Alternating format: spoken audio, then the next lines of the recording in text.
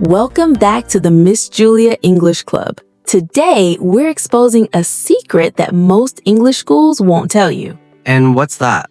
That being smart is actually your biggest disadvantage when learning English. Think about it. You're a professional. You're a manager, an engineer, a creator. In your own language, you're sharp, you're witty. You know exactly how to use a pause or a specific word to command a room. Right, you have a social status built on your ability to communicate. Exactly. But then you step into an English-speaking meeting and suddenly you're 5 years old again. You can't find the word for implementation. You trip over a verb tense. And because you're smart, your brain feels attacked by its own lack of control. It's a total ego hit. It feels like your IQ just dropped 50 points the moment you said hello. That's the paradox. I see it every day. I had a student, a brilliant software architect. He could build complex systems, but in meetings, he was invisible. I asked him why. He said, "Julia, if I can't say it perfectly, I'd rather not say it at all. I don't want people to think I'm incompetent."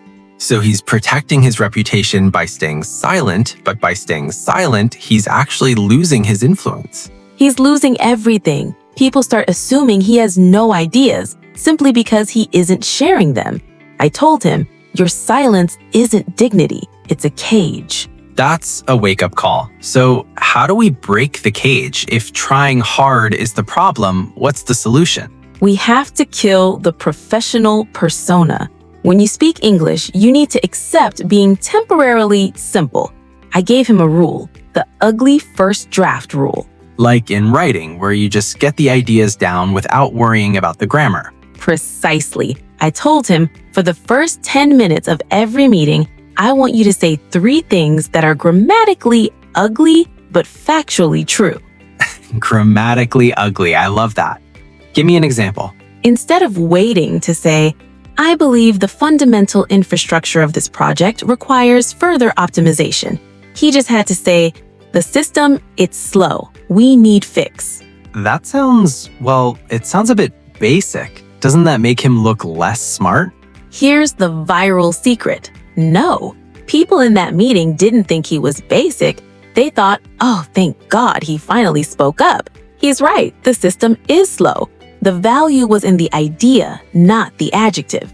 So the smart person trap is thinking the language is the goal when the communication is the actual goal. Bingo. If you're listening to this and you're a silent genius in your office, here is your challenge for this week. I want you to use the opinion anchor. What's an opinion anchor? It's a short 3-word phrase you throw into the conversation early. Things like, I like that. That's a problem. Let's do it. It sounds so simple it almost feels like cheating. It is a cheat code. Once you've spoken, even just 3 words, the silence barrier is broken. Your brain relaxes. You've claimed your space in the room. Inspirational tone.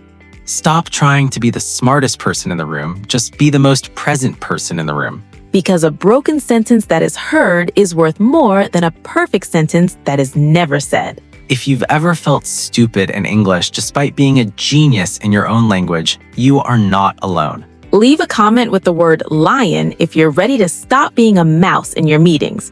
We read every single one. Hit that follow button for episode 2. We're going to talk about the vocabulary hoarding obsession next. See you in the club.